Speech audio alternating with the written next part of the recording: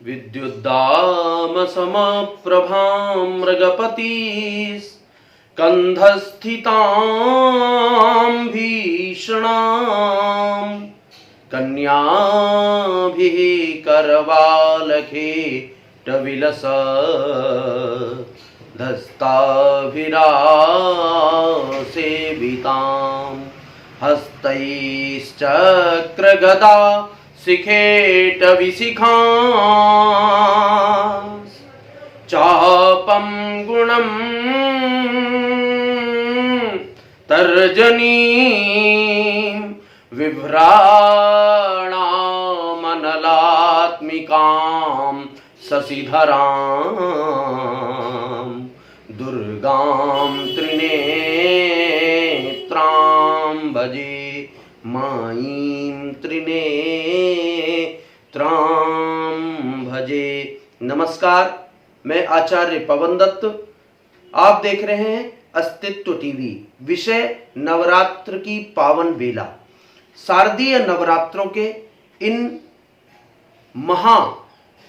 ये जो शारदीय नवरात्र हैं ये महावेला मानी जाती है, क्योंकि शारदीय नवरात्र में जब हम प्रवेश करते हैं तो शारदीय नवरात्र से हमें एक ऊर्जा ऐसी प्राप्त होती है, एक हमारे शरीर, हमारे मन का, हमारी बुद्धि का स्पंदन ऐसा प्रारंभ होता है कि हम जागृत हो जाते हैं, हम आत्म जागृत हो जाते हैं, हम आत्मबोध, आत्म तत्व को जानने के जागृत हो जाते हैं और हमारी सभी प्रकार की जो सुख सुविधा है वो निरंतर बढ़ती है। शारदीय नवरात्रों की बेला में पहले तो ये बताया गया है कि ये व्रत जब रहा जाता है तो निराहार, और निराहार के व्रत में अगर जो आप कुछ आहार ले रहे हैं तो किस प्रकार का आहार है और किस प्रकार का आहार लेना चाहिए। आप कुछ बार बार खा रहे हैं तो निश्चित रूप से यह आपके लिए, आपके शरीर के लिए आलस्य प्रदान करने वाला होगा।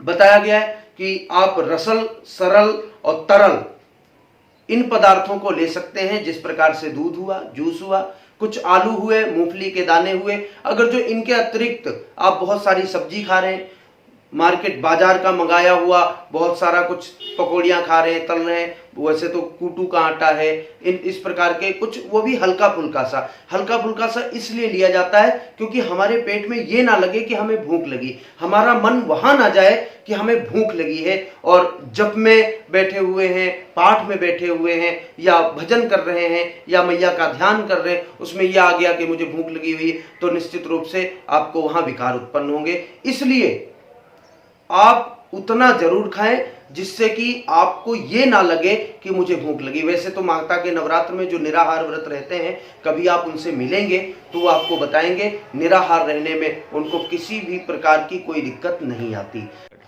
तो हम आहार की बात करते हैं तो आहार में बहुत सारे लोग बहुत सारे कुछ सब्जियां खाते हैं, कुछ रोटी, पकौड़ी, कूटू के आटे की, सिंघाड़े के आटे की, ये सब खाते हैं। मुझे लगता है कि इन सब चीज़ों की आवश्यकता ना पड़े तो ज़्यादा अच्छा है, क्योंकि मात्र 9 दिन का जो व्रत होता है वो मात्र 9 दिन के व्रत के लिए हमें अपनी 9 निधियाँ जगानी पड़ती हैं और वो भगवती की कृपा से ही प्राप्त होती हैं। आहार में अगर जो आप बहुत सब कुछ ले रहे हैं और फिर उसके बाद में आप पूजन पाठ कर रहे हैं तो आप निश्चित रूप से नव दुर्गाओं के बाद में ये कहेंगे कि मेरा मन नहीं लगा और मेरे जो कामनाएं थी वो पूर्ण नहीं हुई हैं। तो इसके लिए आपको बचना होगा। ऐसा नहीं कि सब विधि से भगवान के सामने हम बैठ गए तो सब कुछ भगवान ने सही कर दिया, ऐसा नहीं होता है। उसमें हमें अपने नियम, संयम, कर्तव्य का पालन करना होता है, ये महत्वपूर्ण होता है। तो नियम, संयम, कर्तव्य तभी पूर्ण होंगे जब हम एक स्थान पर एक जगह बैठेंगे, हिलेंगे डुलेंगे नहीं। ये तभी संभव हो सकता है जब आपका आहार शुद्ध होगा। जब तक आहार शुद्ध नहीं होगा, आप नमक कौन सा खा रहे हैं, आप उसमें क्या मिला रहे हैं, कौन कौन सी वस्तु खाने वाली है, कौन कौन सी वस्तु नहीं खाने वाली है। प्रायः जो वास्तविकता में नियम, कर्तव्यशीलता के साथ में जो आहार करके भजन करते हैं वो निश्चित रूप से अपने मनोभिलषित कार्य को सिद्ध कर लेते हैं इन्हीं नवरात्र के अंदर। क्यों? क्योंकि ये महाविद्या का पर्व है और नवरात्र में हम अपनी महाविद्याओं को जागृत कर सकते हैं, साथ साथ में हम वह रिद्धि और सिद्धियां प्राप्त कर सकते हैं जो हमारे जीवन के लिए अत्यंत आवश्यक हैं। तो हमें सबसे पहले आहार पर ध्यान होगा। अगर जो आपका आहार शुद्ध नहीं होगा तो निश्चित रूप से आपका नियम भी और संयम भी नहीं हो पाएगा। इसलिए आहार से बचें। आप क्या क्या खा रहे हैं और आपको क्या क्या खाना है। तो सबसे पहले दूध, जूस और गंगा जल या अथवा शुद्ध जल या इस प्रकार के आपको तरल पदार्थ लेने हैं। फिर उसमें आप आलू ले सकते हैं, आप अरबी ले सकते हैं जो घुइयां कहा जाता है।